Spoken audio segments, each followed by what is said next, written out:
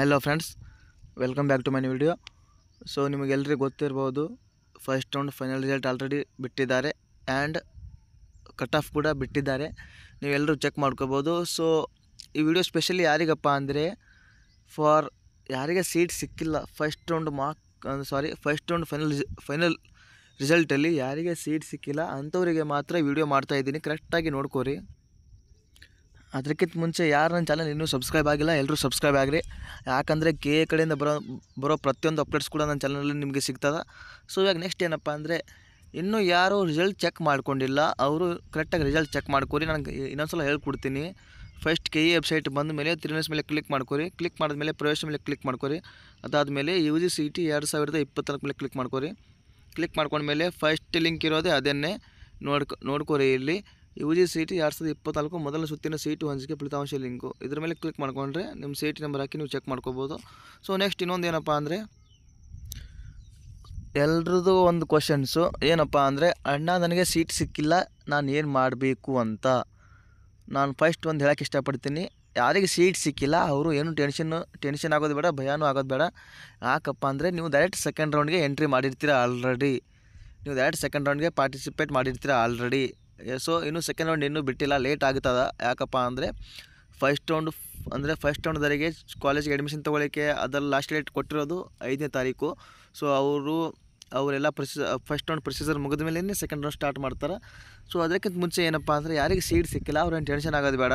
ನಾನು ಗ್ರೂಪ್ಗೆ ಕಟ್ ಹಾಕಿದ್ದೀನಿ, cut ನೋಡ್ಕೋರಿ. WhatsApp group ಅಂದರೆ ವಾಟ್ಸಪ್ಪಲ್ಲಿ ಇನ್ನೂ ಯಾರು ಜಾಯ್ನ್ ಆಗಿಲ್ಲ, ನಾನು ಈ ಗ್ರೂಪ್ ಲಿಂಕ್ ಹಾಕಿರ್ತೀನಿ ವಾಟ್ಸಪ್ಪಲ್ಲಿ. ಈ ವಿಡಿಯೋದಲ್ಲಿ ಗ್ರೂಪ್ ಲಿಂಕ್ ಹಾಕಿರ್ತೀನಿ, ನೀವು ನೋಡ್ಕೋಬೋದು.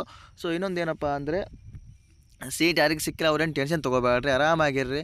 ಯಾಕಂದರೆ ಇನ್ನೂ ನಿಮಗೆ second round, second extend round ಮತ್ತು ಅದು ಆದ ನಂತರ ಕೂಡ ಮಾಪಪ್ ರೌಂಡ್ ಅಂತ ಹೇಳಿ ಇರ್ತದೆ. ಅದರಲ್ಲೂ ಕೂಡ ನಿಮಗೆ ಸೀಟ್ ಸಿಗ್ಬೋದು.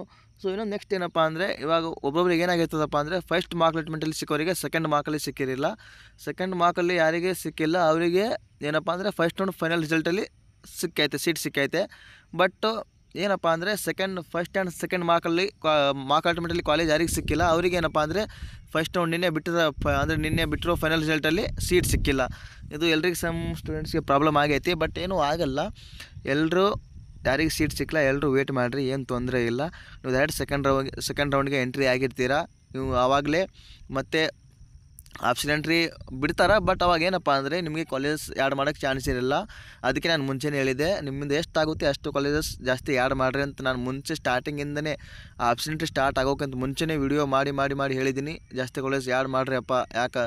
ಯಾಕಂತಂದರೆ ಮುಂದೆ ಇವಾಗ ಸೆಕೆಂಡ್ ಎಕ್ಸ್ಟೆಂಡ್ ರೌಂಡಲ್ಲಿ ನಿಮಗೆ ಕಾಲೇಜಸ್ ಆ್ಯಡ್ ಮಾಡೋಕ್ಕೆ ಚಾನ್ಸ್ ಇರಲ್ಲ. ನೀವು ಬೇಕಾದರೆ ನೀವು ಆಪ್ಷನ್ ಎಂಟ್ರಿ ಮಾಡಿರೋ ಕಾಲೇಜಸ್ ಡಿಲೀಟ್ ಮಾಡ್ಬೋದು, ರೀಅರೇಂಜ್ ಮಾಡ್ಬೋದು, ಅಲ್ಲೇ ಹಿಂದೆ ಮುಂದೆ ಮಾಡ್ಕೋಬೋದು, ಏನು ತೊಂದರೆ ಇಲ್ಲ. ಸೊ ಅದಕ್ಕೆ ನಾನು ಏನು ಹೇಳಿದೆಪ್ಪ ಅಂದರೆ, ಜಾಸ್ತಿ ನಿಮ್ಮದು ಎಷ್ಟಾಗುತ್ತೆ ಅಷ್ಟು ಆಪ್ಷನ್ ಎಂಟ್ರಿ ಮಾಡಿರಿ ಅಂತ ಹೇಳಿದೆ.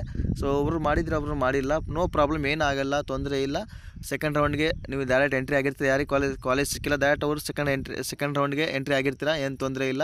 ಸೆಕೆಂಡ್ ರೌಂಡಲ್ಲಿ ಮತ್ತು ಥರ್ಡ್ ರೌಂಡಲ್ಲಿ ಆದರೂ ನಿಮಗೆ ಸೀಟ್ ಸಿಗ್ಬೋದು. ಸಿಗದೇ ಇದ್ದರೂ ಕೂಡ ಏನಿಲ್ಲ, ಡೈರೆಕ್ಟ್ ಲಾಸ್ಟಿಗೆ ಮಾಪಪ್ ರೌಂಡ್ ಕೂಡ ಇರ್ತದೆ, ವೇಟ್ ಮಾಡಿರಿ. ಮತ್ತು ಇನ್ನೊಂದು ಏನು ಕ್ವಶನಪ್ಪ ಅಂದರೆ, ಅಣ್ಣ ನಾನಿವಾಗ ಸೆಕೆಂಡ್ ರೌಂಡ್ ಎಂಟ್ರಿ ಆಗ್ತೀನಿ, ಅದಕ್ಕೆ ಓಕೆ. ಬಟ್ ಮುಂದೆ ಕಾಲೇಜ್ಗೆ ಅಡ್ಮಿಷನ್ ಆಗಬೇಕಾದ್ರೆ ಏನು ಪ್ರಾಬ್ಲಮ್ ಮುಂದೆ ಅಡ್ಮಿಷನ್ಗೆ ಏನು ಪ್ರಾಬ್ಲಮ್ ಆಗಲ್ಲ ಅಂತ ಭಾಳ ಜನ ಕೇಳಕತ್ತೀರಿ. ಏನಾಗಲ್ಲ. ಯಾಕಂದರೆ ಪ್ರತಿ ವರ್ಷ ಕೂಡ first round, second round, second extend round ಮತ್ತು ಮಾಪಪ್ ರೌಂಡ್ ಮಾಡ್ತಾರೆ. ಅವರಿಗೆ ಅಂದರೆ ಒಬ್ಬೊಬ್ಬರು ಫಸ್ಟ್ ರೌಂಡಲ್ಲಿ ಅಡ್ಮಿಷನ್ ಆಗ್ತಾರೆ, ಅವರಿಗೂ ಏನು ತೊಂದರೆ ಇರಲ್ಲ. ಸೆಕೆಂಡ್ ರೌಂಡ್ಗೆ ಕೂಡ ಅಡ್ಮಿಷನ್ ಆಗ್ಬೋದು, ಅವರಿಗೇನು ತೊಂದರೆ ಇರಲ್ಲ. ಥರ್ಡ್ ರೌಂಡ್ಗೆ ಕೂಡ ಅಡ್ಮಿಷನ್ ಆಗ್ಬೋದು, ಏನು ತೊಂದರೆ ಇರಲ್ಲ. ಯಾಕಂದರೆ ನಿಮ್ಮದು ಗೌರ್ಮೆಂಟ್ ಸೀಟು ಅಂದರೆ ಗೌರ್ಮೆಂಟ್ ನಿಮಗೆ ಅಂದರೆ KA ನಿಮಗೆ ಸೀಟ್ ಕೊಟ್ಟಾಗಲೇ ನೀವು ಹೋಗಿ ಅಡ್ಮಿಷನ್ ಆಗಬೇಕು, ಹಾಗೆ ಇರ್ತದೆ. ಸೊ ಅದರಿಂದ ಏನೂ ತೊಂದರೆ ಆಗಲ್ಲ. ಅಷ್ಟೇ ಹೇಳೋದು ಏನಪ್ಪ ಅಂದರೆ, ಯಾರಿಗೆ ಸೀಟ್ ಸಿಕ್ಕಿಲ್ಲ ಅವರು ವೇಟ್ ಮಾಡಿ, ನೀವು ಡೈರೆಕ್ಟ್ ಸೆಕೆಂಡ್ ರೌಂಡ್ಗೆ ಎಂಟ್ರಿ ಆಗಿರ್ತೀರಾ, ಏನು ತೊಂದರೆ ಇಲ್ಲ. ಮತ್ತು ಇನ್ನೊಂದು ಹೇಳ್ತೀನಿ ಏನಪ್ಪ ಅಂದರೆ, ಫಸ್ಟ್ ಮಾರ್ಕು, ಸೆಕೆಂಡ್ ಮಾರ್ಕು ಮತ್ತು ಮೊನ್ನೆ ಬಿಟ್ಟಿದ್ದು ತಾತ್ಕಾಲಿಕ ರಿಸಲ್ಟಲ್ಲಿ ಯಾರಿಗೆ ಸೀಟ್ ಸಿಕ್ಕಿಲ್ಲ. ಬಟ್ ಇವಾಗ ಏನಪ್ಪ ಅಂದರೆ, ನಿನ್ನೆ ಬಿಟ್ಟಿರೋ ರಿಯಲ್ ರಿಸಲ್ಟಲ್ಲಿ ಸೀಟ್ ಸಿಕ್ಕಿರ್ತದೆ, ಹಂಗೂ ಆಗಿರ್ತದೆ, ಏನೂ ಮಾಡೋಕ್ಕಾಗಲ್ಲ. ಅಂದರೆ ಅದು KA ಮೇಲೆ ಡಿಪೆಂಡು, ಅವ್ರು ಹೆಂಗೆ ವೆರಿಫೈ ಮಾಡ್ತಾರೆ ಹಂಗೆ ಡಿಪೆಂಡು. ಸೊ ಏನು ಪ್ರಾಬ್ಲಮ್ ಇಲ್ಲ, ತೊಂದರೆ ಇಲ್ಲ. ವೇಟ್ ಮಾಡಿರಿ, ಸೆಕೆಂಡ್ ರೌಂಡ್ಗೆ ವೇಟ್ ಮಾಡಿರಿ. ಮತ್ತು ನಾನು ಸೆಕೆಂಡ್ ರೌಂಡ್ ಬಿಟ್ಟ ನಂತರ ಕೂಡ ಅಪ್ಡೇಟ್ ಮಾಡ್ತಾ ಇರ್ತೀನಿ. ಅಲ್ಲಿವರೆಗೂ ಚಾನಲ್ ನೋಡ್ತಾ ಇರಿ. ಟೇಕ್ ಕೇರ್, ಬಾಯ್.